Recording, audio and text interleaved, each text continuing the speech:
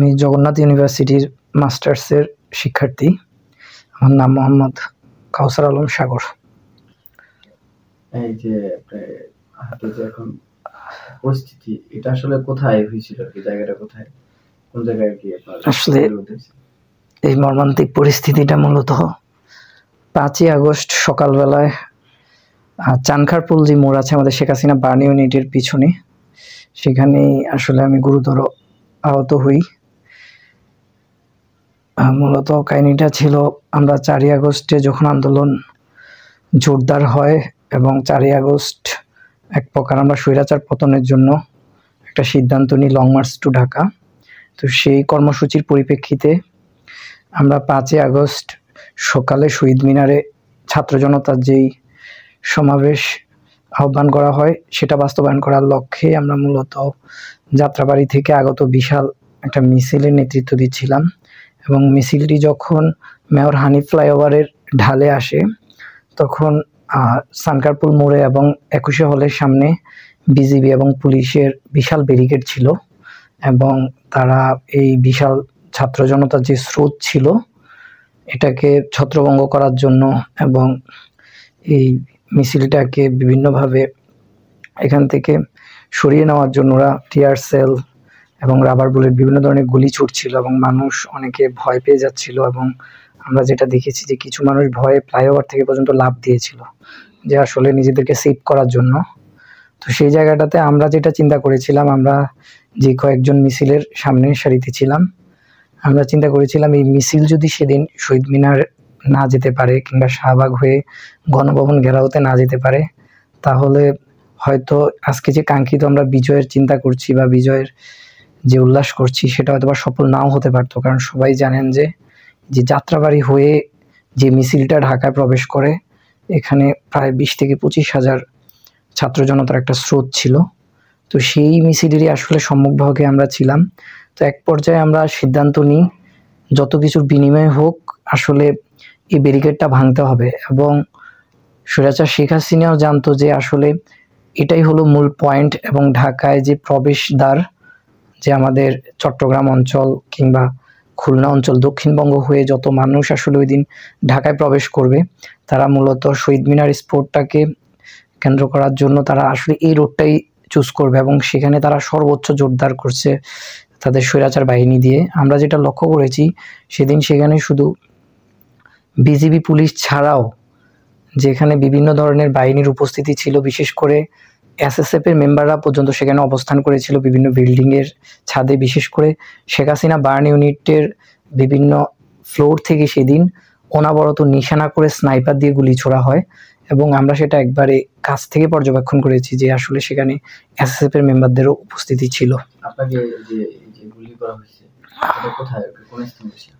এটা আসলে আমি যখন একবারই মিছিলের এক পর্যায়ে সামনে ছিলাম তো একটু মনোবল যোগান দেওয়া হয়েছিল যে মিছিলে যে আসলে আমরা সবাই মিলে একটা ধাওয়া দিয়ে ব্যারিকেডটা ভাঙবো এরকম একটা সিদ্ধান্তে সবাই মিলে পৌঁছাই। তখন আমি একটু মিছিলের সামনের ভাগেই ছিলাম। তখন হঠাৎ করে যেটা হয়, আমরা যখন একটু সবাই মিলে ধাওয়া করি সামনের দিকে চানখারপুলের দিকে, আমার এখানে সবাই জানেন বা ভিডিওগুলোতে ইতিপূর্বেও দেখেছেন যে আমার 2টা বুলেট আসলে আমি আহত হই। প্রথম যে বুলেটটা আমার বুকের এই পাশে, এটার মনে ক্ষত চিহ্নটা এখনো আছে।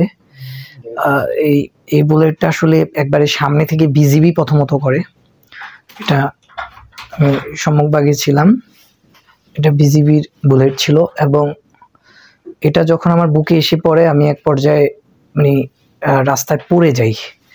পড়ে যাওয়ার সাথে সাথেই সেকেন্ড যে বুলেটটা আমার রাইট আর্ম দিয়ে এন্টার করে, ওইটা আপনারা ক্ষতটাই দেখতে পেরেছেন যেটা আসলে একটা নিখুঁত নিশানা ছিল যে হয়তোবা আমাকে মেরে ফেলার লক্ষ্যে বা হেডশটই ছিল, হয়তোবা আমি পড়ে যাওয়ার কারণে সেটা কোনো মতে আমার রাইট আর্ম দিয়ে ঢুকে আমার হিউমেরাস ফ্র্যাকচার করে ইনার সাইড দিয়ে সেটা বের হয়ে যায়।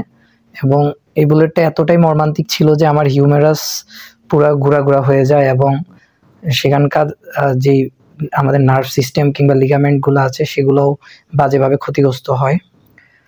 তো আসলে আমি এরপরে ইনস্ট্যান্টলি আমার বন্ধুরা যারা ছিল সহযোদ্ধারা আমার সাথে, তারা এক পর্যায়ে আমাকে ধরে ঢাকা মেডিকেল নিতে যায়। সেখানেও আসলে নিতে পারছিল না, আমাকে কোনো রকম একটা রিক্সায় তোলা হয় রিক্সার মধ্যেও আমাকে আসলে মেরে ফেলার উদ্দেশ্যে আমার একবারে বুকের উপর বন্দুক ধরে রাখা হয়েছিল। কোনো মতে হসপিটাল ঢুকতে দিবে না। অনেক আসলে আকুতি বিনতি করে শেষ পর্যন্ত ঢাকা মেডিকেল নেওয়া হয়। সেখানেও আসলে এক পর্যায়ে নেওয়ার পরে অনেকক্ষণই ট্রিটমেন্ট ছাড়া ফেলে রাখা হয়। পরবর্তীতে যখন আসলে মোটামুটি 12টা-1টার দিকে কিছু নিউজ পাবলিশড হওয়া শুরু হয় যে স্বৈরাচার হাসিনা দেশ ছেড়ে পালানোর সম্ভাবনা রয়েছে কিংবা পালিয়ে যাবে, তখন আসলে ডক্টররাও একটু মুড চেঞ্জ করে। তারাও আসলে আহতদের তখন একটু ট্রিটমেন্ট দেওয়ার জন্য আগ্রহ প্রকাশ করে। তখন ইনস্ট্যান্ট একটা সার্জারি করে আমার বুকের বুলেটটা বের করা হয় এবং পরবর্তীতে আমার আসলে আদার্স চিকিৎসা কার্যক্রমগুলো ঢাকা মেডিকেল শুরু করা হয়।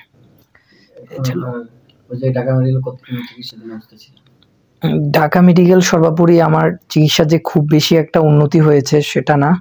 আমি প্রায় 17 দিনের মতো ঢাকা মেডিকেল ছিলাম 5 তারিখের পর থেকে।